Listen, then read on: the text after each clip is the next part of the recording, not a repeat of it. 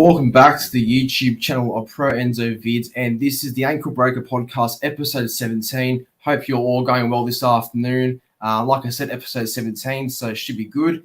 Today I've got no guest, but I'm more than happy to be joined by a regular co-host, Rugby League Round Up. Rugby League Round Up, how you been? And just want to say also, I heard the news that you got COVID and everything, so and I heard you're much better now. So yeah, bro, how you been in general? Yeah, feeling better from the last two or 3 days. I Yep. should be back at school tomorrow, so that's amazing. Well, yeah, Yeah, bro. Yeah, yeah. How are yeah. you? Well, yeah, I'm going all right. Yeah, I can't wait to see you tomorrow, by the way. And I know what COVID's like.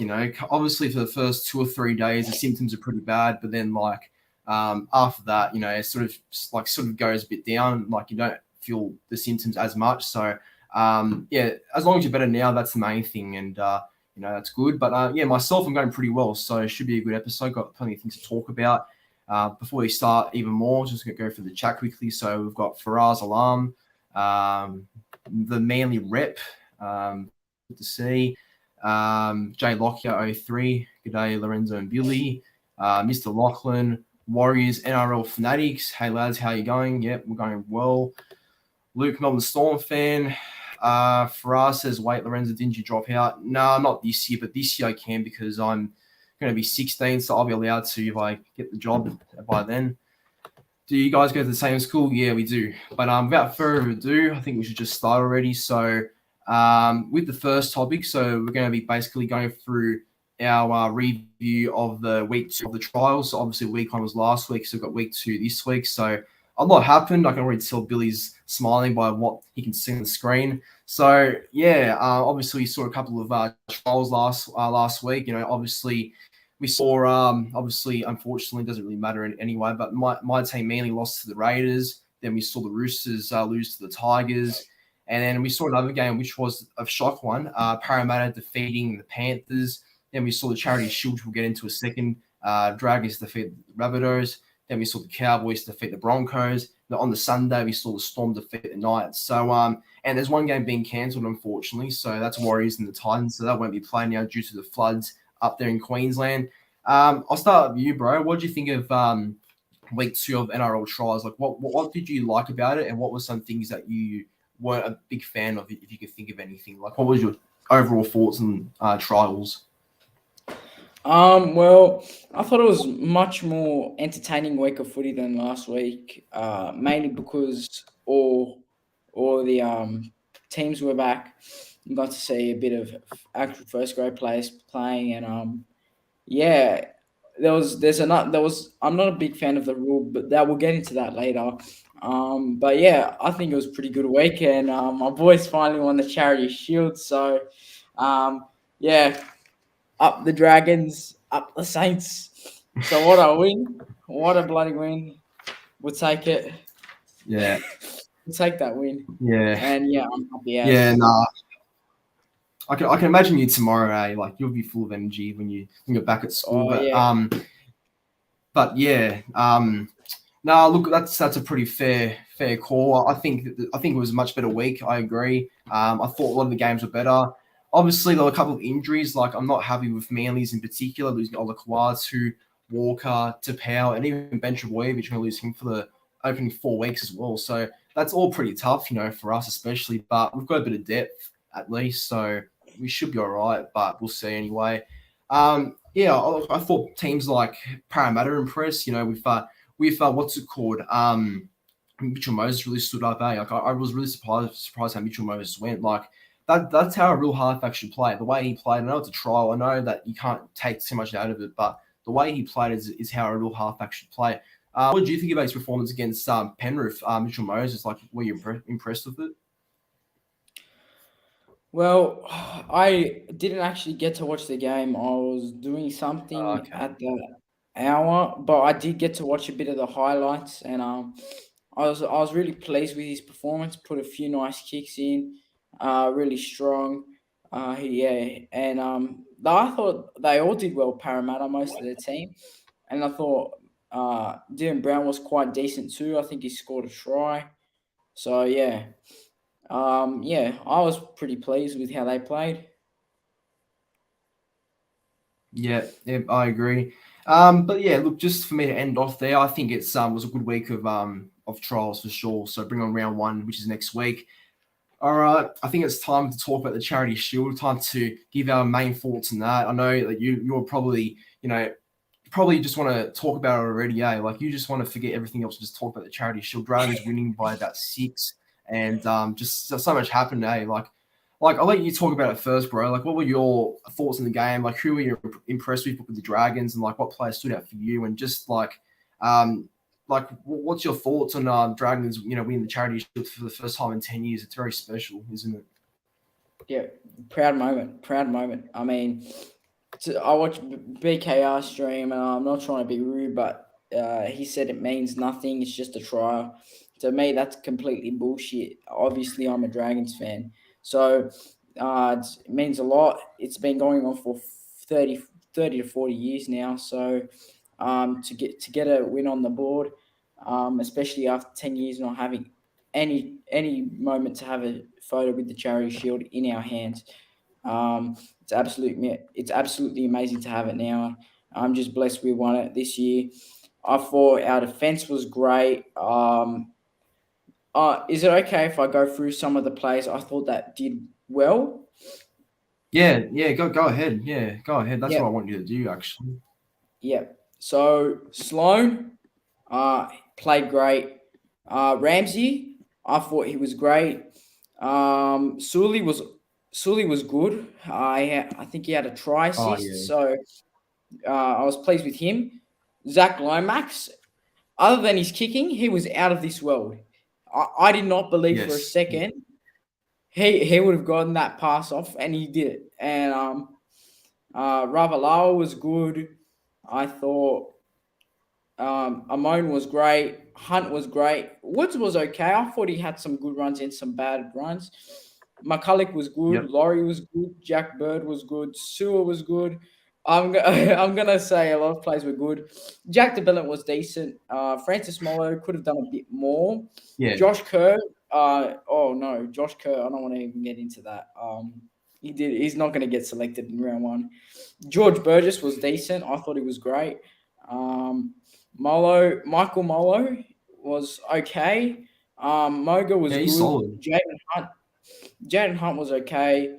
Um, Jackson Ford was all right. Matt Feagai was good. Josh Maguire was good. And lastly, Jack Gazeski has really impressed me in these last 2 weeks, may I say. Yeah. I mean, Yeah. I've been surprised with his form, his fit. He's running hard. He's getting some offloads away, being smart with the ball, not dropping it. And I thought coming into the trials, he's not going to do much for us. He did a lot. I thought he made a bit of an impact, especially off the reserves. So yeah, I'm proud of my team and the way they played. Well, you're right in saying that. Like for someone like Gajewski, like I never really thought he was going to do anything. Like in fact, I thought he was going to be a stopgap sort of signing and only come in when there's injuries. But he seems to look really fit. Like he seems like he's finding some of the form he used to play when he was at Manly when he was like a bit younger. So it's good to see him sort of, I guess, look a bit more injury free and sort of just focus more on footy and just it's good to see him just play well because both that Parramatta and Rabbitohs trial, he actually looked very solid on that edge. So he might be a smoky for that Dragons bench spot possibly. But yeah, no, look, that was well said actually about the Dragons' performance. I think they played very well personally. I thought Tyler Talmone and Ben Hunt were two very good players in the day. I thought Ben Hunt's leadership out there was one thing that got them the win. I also think that Amon's running was good. Like he made it very easy for Ben Hunt. Like he made sure that Ben Hunt didn't have to worry about it too much, and Amon just ran the ball, and was a guy who just pretty much sort of made the left side look a bit strong. So yeah, he was good. Both halves were good. I thought Sloan was great, but I mean, you can't tell me that Cody Ramsey's a fullback and Tyro Sloan's a winger. There's no way they're going to do Yeah, that. I don't know why they're trying it out, but for me, no, that can't happen when the season no, starts. So Sloan fullback and Ramsey wing for me. I think Ramsey's a good choice to win. But yeah, look, I honestly think that was a good win by the Dragons. I think they are on the up. Tides. I think the tide's changing, if you know what I mean. So I think yeah, they're in for a good season. They're consistent, but we'll have to wait and see as well. yeah. May I just Just in the say, chat quickly. yep. Yeah, go. Yep. Well, may I just say that I thought I've always said Tyra Sloan is fullback, and the trials proved it to me. I think Cody Ramsey. It's not that he did bad at fullback; it's necessarily that he did well at winger, and Sloan did well at fullback. And when Sloan went Yeah, onto that's the right. wing, he missed about 4 tackles. So Sloan needs to be fullback, in my opinion. Otherwise, it's just not going to work out. And I think that's what Griffin will go with after the 2 reviews of the tapes of the last 2 games. Yeah, agreed. Sloan for fullback for sure. Otherwise, Dragons will right if he's not. Just in the chat quickly, Christy says, "Boys, what do you think of the Rabbits halves without Reynolds?" Um, well, there's a concern. I think. My main concern is that they rely a lot on Cody Walker to do everything for them because, as we saw the weekend, they always on Cody Walker's side, which is predominantly the right side. I'm pretty sure he was playing. Correct me if I'm wrong, but they went on his side to do so much, and they're really putting a lot of pressure on him to do everything. And I think this is new to Cody Walker because Cody Walker never had to worry about organising so much and having to worry about steering the team, a lot more than he has in the past seasons. And I guess with Lachlan Ilias being there, he's young, so it's obviously going to be a bit hard for him as well. They'll be all right, send Cody Walker over time, but yeah, it's going to take time. What do you think about that? Like, how do you think they'll go about Reynolds and like, what would you make of their performance overall, Walker and Ilias? No bias, but you see with these teams, not just Dragons, the Roosters, they put Sam Walker in. He performed instantly under the coaching of Robinson, and I think Jason Demetri is too inexperienced yet. I do think he'll be a good coach for the future of the Rabbitohs. Oh, sorry. I think he'll be a good coach for the future, but at the moment, I just don't see him doing um, as well as they can. I think they'll be at the bottom of the top 8, between 6th to 8th. I also think that Lachlan Ilias, they should have played him more last year. Dragons did that with Amon and Sullivan. Roosters did that with Walker. Manly are doing. I know Manly aren't playing with Schuster at 5'8", but they're developing him, and they should just look at those teams and think, well, that was done. We should have played him at least off the bench for a couple of games, not just one, because he only played the one game, and we don't know what's going to happen now. I thought he was okay, Ilias, but not enough to get the job done. Yeah, I agree. All right, we'll move on to the next topic now. This is a bit more controversial because a lot of people are comparing this suspension to James Tarmo with other ones. So, unfortunately, on Friday when the Roosters and the Tigers, James Tarmo has received a 1-game suspension for his tackle on Sam Walker. It's believed that when Sam Walker kicked the ball last, he sort of carried his legs in the air, Tarmo, and it was just a bad tackle overall. It was stupid because he's obviously one of the most experienced players for the Tigers, and he's a captain as well. So him doing that's a bit silly, I think, and he kind of needs to be a bit better, especially being more of a leadership sort of type player there. So not good at all. So I think why people are so upset about it is because they look at that Tyrell Fuimaono and Hayes Dunster tackle, and they go, look, what's it called? Fuimaono gets about, was it 5 weeks he got? I'm pretty sure, something like that. Yep. And and then they look at this one with Tarmo and Walker, and they say, hang on, wasn't this one a bit worse than Fuimaono's, or wasn't this one worse than that? So there's a bit of a debate going around with the whole tackle from Tarmo and everything, and what the suspension should really be. I'll ask you quickly, bro. What's your thoughts on it? Do you think Tarmo should be receiving a 1-match ban, or do you think his ban should be more, in your opinion? Well, I think 2 or 3 games, maybe even 4. The tackle looked real. It looked like he did it on purpose. I know he probably didn't have purpose, but the way it looked on the TV screen, it didn't look like it was ending well for him or Sam Walker, and that could have been Sam Walker breaking his neck in the middle of a football game. So he's lucky he didn't even get a whole season if that happens. Because I would have done that if he broke Sam Walker's collarbone. That's Sam Walker's season done. So yeah, I think it was a very dog tackle. But I also think if we're comparing it to the Fuimaono situation, another tackle that we should be comparing is the Lindsay Collins one that happened on the weekend, where he went down Exactly. deliberately on one of the Tigers players, deliberately on him, where Fuimaono had no purpose. He went in like he was going to break someone's leg, and he got $500 banned. $500, and he's going to play round one.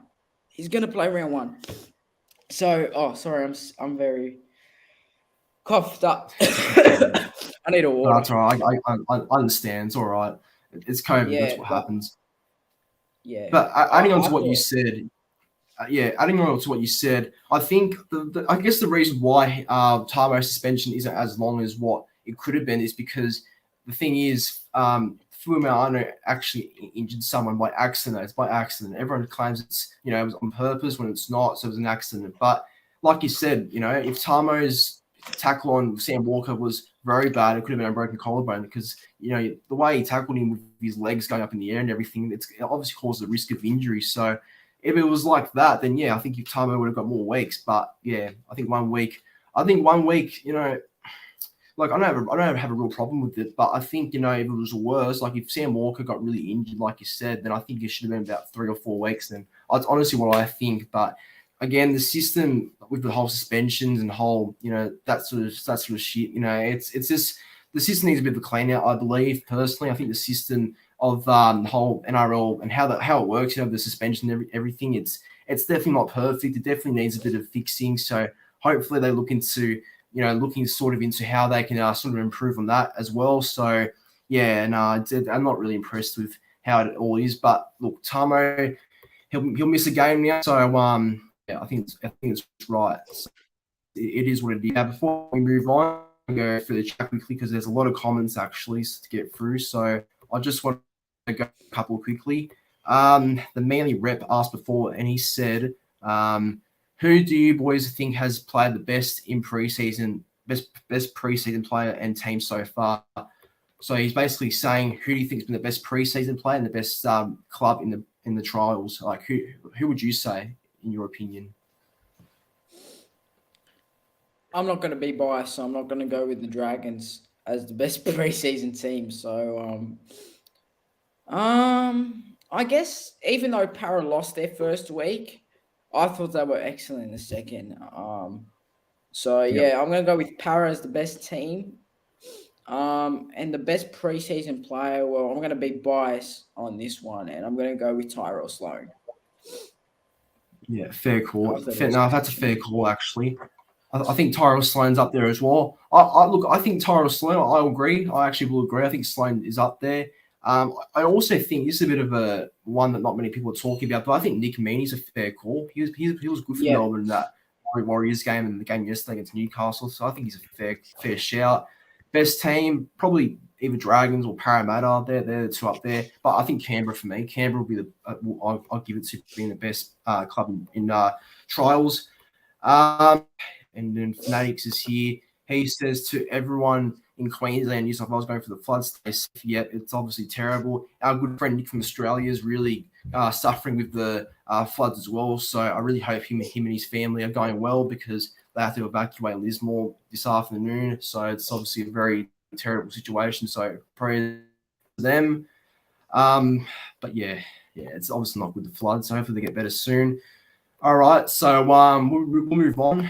And this is something that rather than I can explain because you wanted to talk about this. So take us through this, bro. Obviously, the NRL is bringing in a new penalty apparently, where they will review a penalty after 2 minutes apparently, which if I'm correct in saying. So once a penalty's been blown, they're allowed to review it and sort of overturn the decision. I believe. I don't know if I'm right in saying that, but I'll let you explain that more. So what does that mean, a Rugby League Round Up?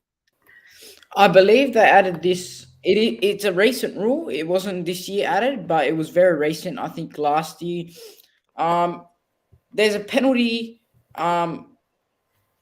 first tackle, they let play go on till maybe the fifth tackle. And if there's someone taken out into the sideline, they go back, review it, and give it a penalty to the team that had the ball, which is quite dumb, to be honest, because why don't they award that a penalty straight away if they're going to award it a penalty? Don't go back and review it. They did this with Jaden Hunt on the weekend. He hit Campbell Graham late by accident.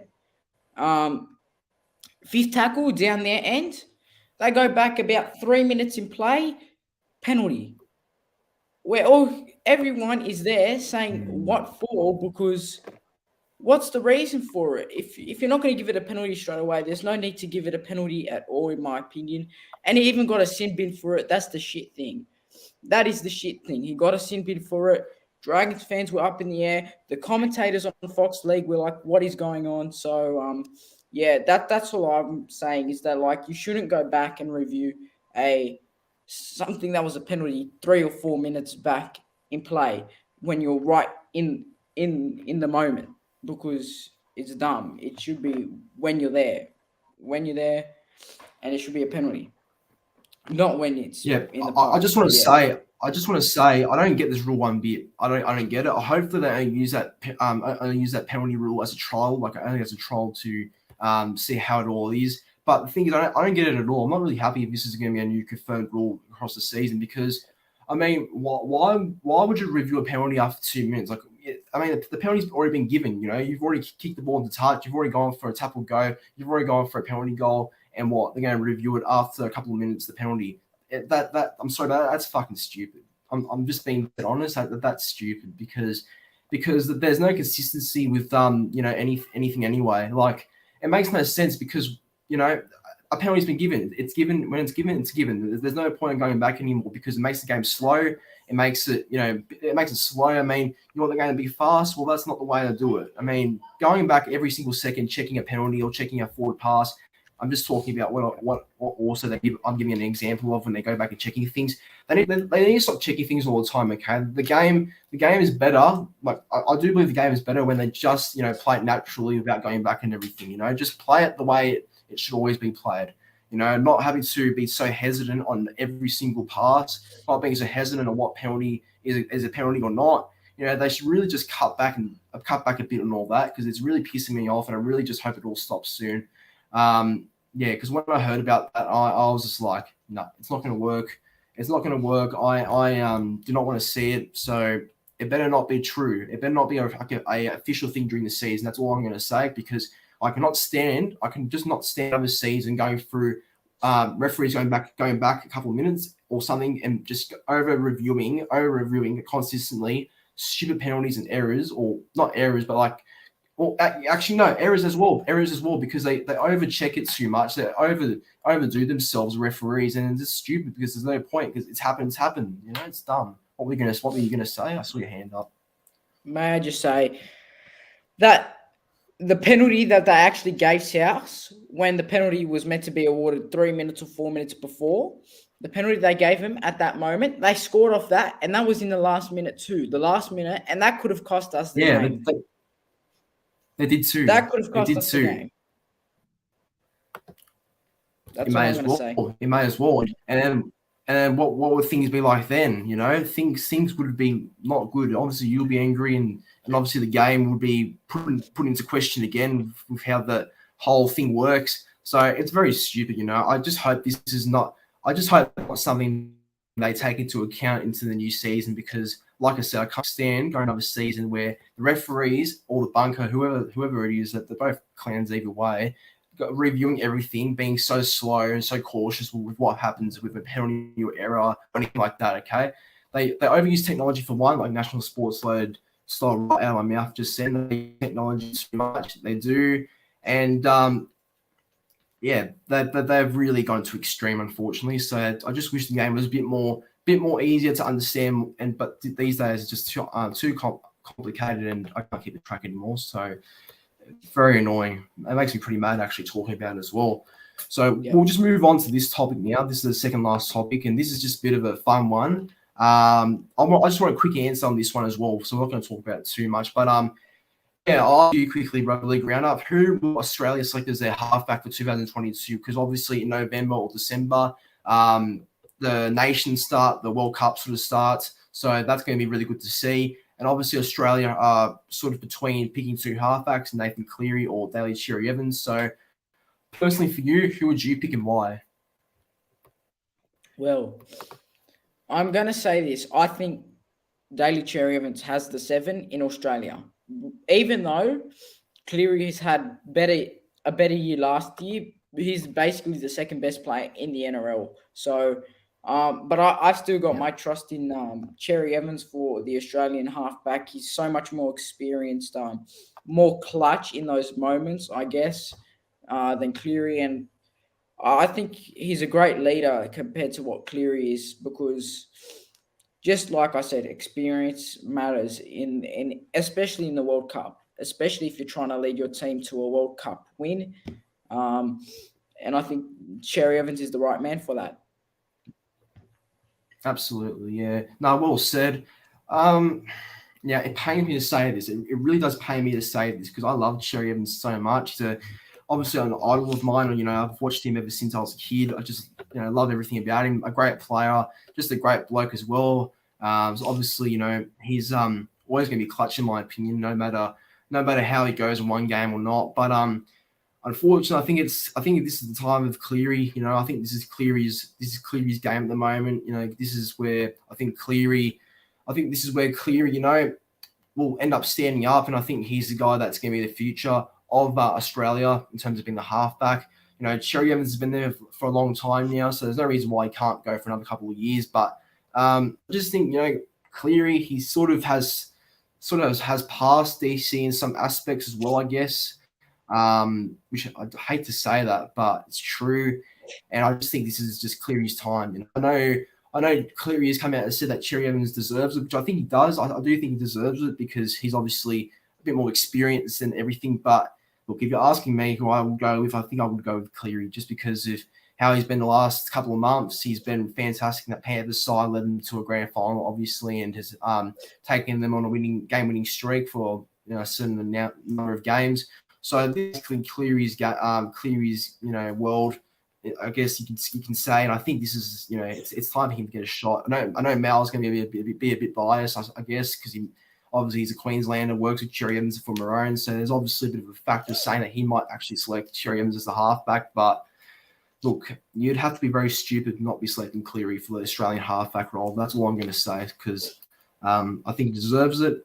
I mean, look, they both deserve it. I think they both deserve it. But like I said, Cleary's been better form the last couple of months, and I think this is his time to really earn that 7 for Australia. Sam Rev says Cleary plus Munster. I'd have to agree of that halves combination. So yeah, and Fanatics, yeah. Look, it's obviously going to be very interesting to see. Yeah, I understand that as well. So it's going to be interesting to see who they go with in the end. But yeah, I think Cleary is a fair call.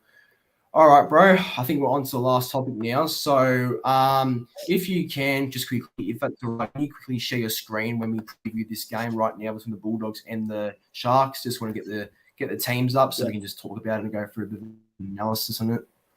That's all right. Here we go. I'm going to get it out now, and here it is. So, yeah. All right, I'll add it to the screen. Yeah, one sec. Yep. All right. So, my bad. There we go. So, yeah, here's the team lists. It's about to start as we're talking. The game's just like about to start. So, yeah, these are the teams. I think someone's been replaced for Andrew Fafita. So, yeah. Yeah. All right. Okay. Yeah. You read out the Sharks team, and I'll read out the Bulldogs team. All right. So, Sharks, the fullback William Kennedy, the wingers Stione Katoa, and Ronaldo Mulitalo. The centers are Connor Tracy and Jesse Bramian. In the halves, 6 is Braden Trindle, 7 is Nicholas Hines. In the front row, it's Braden Hamlin-Ueli and Andrew Fafita. And dummy half is Blake Brady And in the second row is Brendan Okoro and Wade Graham. In the lock position is Dale Finucane. And on the bench is Ikavalu, Wilton, Jesse Kokuhen. I'm not even going to try that. Royce Hunt, Luke Metcalf, Lockie Miller, Ruben Rennie, Jaden Beryl, John Ialolua, and Thomas Hazelton, Franklin Pele, Kale Iro, and Jensen Tomapua. I can't pronounce that. So, yeah, I tried my best there. But, so, that's the Sharks team. All right. As for the Bulldogs team, fullback Matt Duffy, wingers Ockenball and Addo Carr. The centers are Aaron Schoff and Brent Naden. The halves are Matt Burden and Jake Avrillo. The props are Luke Thompson and Paul Vaughan. Hooker, Jeremy Marshall King. Back rows of Jack Hetherington and Pangai Jr. Lock, Josh Jackson. And the bench is Brandon Wakehead, Chris Patolo, Max King, Corey Waddell, Khalid Rajab, Braden Burns, Lippy, Hoipui, I don't know how to say that, but Jacob Kiraz, Philip McIntyre, Bailey Beyond the Oda, and Declan Casey, Kyle Flanagan, Joe Stimson, and Jackson DePine, and Credence Taioa. Okay, well, we'll make this quick because the game has started right now, so we'll make it very quick. I just want a quick tip and a prediction. So a quick tip for the game and your first try scorer. I'm not going with the Sharks to win, and I'm not obviously not going with the Sharks to win, bias or non-bias. Sharks to lose 26-0. Obviously, I hate them, but I'm going to go with them to lose 26-0. Really? I'm never going to back the Sharks, no matter what. Never, ever will I ever back the Sharks in my life. So, 26-0 Bulldogs. That's interesting. Very interesting. It's unlikely, but I'm not going with the Sharks to win. So, I reckon Matt Duffy will light it up, and I reckon he'll score a double. And anytime, Matt Burden. Okay. All right. Yeah. Okay. Fair call. I think the Sharks will narrowly win this one. I think Sharks will win about 20 points to 18. I think by about 2 points. I think first try scorer will be Josh Addo-Carr, and anytime try scorer Will Kennedy. So I'll make it nice and quick and short there. So the game starts. So we'll give that a watch soon. Yeah. But yeah, bro, I think that brings an end to the podcast. Very good show.